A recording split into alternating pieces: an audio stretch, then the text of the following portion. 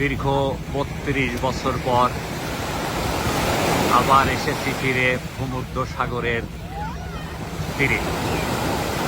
ভূমধ্য সাগর নিয়ে অনেকবার কথা হয়েছে, অনেক কথা বলা হয়েছে, লেখা হয়েছে।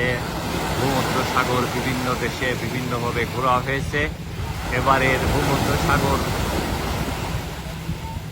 সামনে যে একটা অতীতের ভাইকিং জাতির যে নৌকাগুলো ছিল তারই একটা স্মৃতি নিয়ে চলছে এক বোট। মূলত সাগরের ওই পাড়ে ইসরায়েল আর এই পাড়ে রয়েছে তার্কি, এবং তার্কির আন্তালিয়া দ্বীপপুঞ্জের আলানিয়া সমুদ্র সৈকতে উপরে দেখা যাইতেছে কাসেল, নিউজ কাসেল।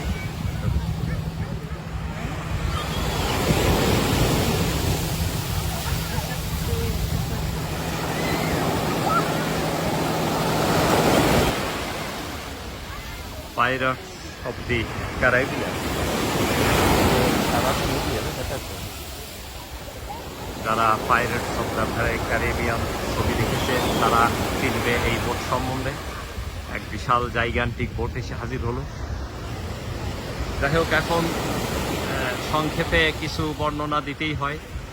আলানিয়া হচ্ছে তার্কির এটা জাস্ট মেন কান্ট্রির সাথেই অ্যাটাচ। এয়ারপোর্ট আন্তালিয়ার থেকে প্রায় 2 ঘন্টার বেশি গাড়িতে করে গতকাল ল্যান্ড করেছি এই সমুদ্র সৈকতে। এক চমৎকার সমুদ্র সৈকত, বিশেষ করে বালুয়ার পানি, সাথে বোঝাই যেতেছে বিশ্বের নানা দেশের লোকজন। এদিকে ওই সাইডে চলছে যুদ্ধের প্রিপারেশন, এই সাইডে মানুষ এখনো স্বচ্ছতার সঙ্গে গোসল করছে এই মুহূর্তে। আমি কয়েকদিন থাকবো এখানে, তা যেহেতু সবে এসে পৌঁছলাম একটু গোসল করে দাঁড়ালাম। হঠাৎ করে ওই বিরাটর পোস্টটা দেখার পরে মনে হলো আবার কখন তার সাথে দেখা হয় কি না হয়, সেই সুবাদে কিছু কথা হয়ে গেল। আর সাগরের বর্ণনা অনেকবারই দিয়েছি। ভূমধ্য সাগরে পানির যে এটা গ্রিকল্যান্ড, স্পেন, ফ্রান্স, টার্কি সব জায়গা দিয়েই এই ভূমধ্য সাগর। এখানের পানির স্বচ্ছতা, পরিষ্কার পরিচ্ছন্নতা সব কিছুই ভ্যারি করে।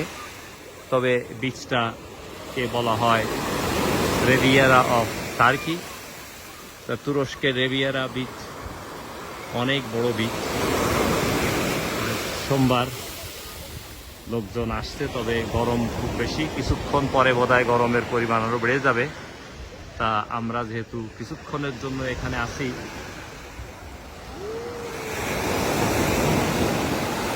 একটু সতর্কতার সাথে চলতে হবে, কারণ প্রচণ্ড। আর এক ছোট নৌকা, জাহাজের মতো নৌকা আবার হাই করেছে।